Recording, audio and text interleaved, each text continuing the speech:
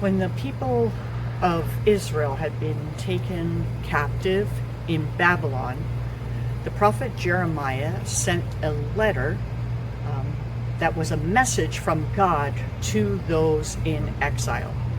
And in the 29th chapter of the book of Jeremiah, we see some of the words of that letter.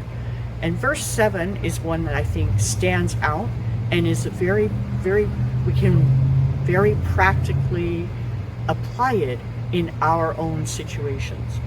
Verse 7 says, "Seek the welfare of the city where I have sent you into exile, and pray to the Lord on its behalf, for in its welfare you will have welfare." And as Jeremiah was writing to these people who were in Babylon, who were exiled, who were not at home, he was saying, you need to do two things. You need to seek the welfare of the city. You need to pray for the city in this place that is not your home. And I think that as believers, we know that we are told in the scriptures that this world is not our home, that we are aliens and strangers here. And so I think God would give us the same direction, that here where he has placed us, in this place of exile, while we wait for the day that he will take us home, we are to seek the welfare of the place where we are.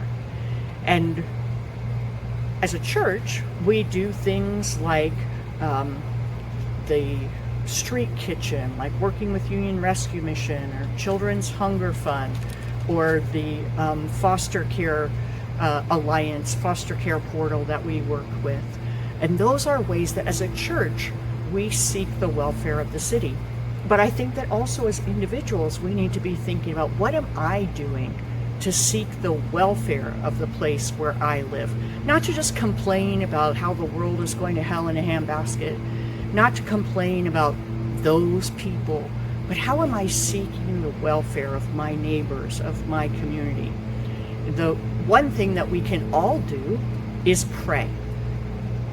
But if I'm honest, I have to say, I don't very often pray for my city. I don't very often pray for my community. And so that's a challenge that I'm going to take up, and I would encourage you to do so as well. That as we go into this week, let's make a concerted effort to pray for our neighborhood. Maybe take a walk around and pray for the homes as you walk by.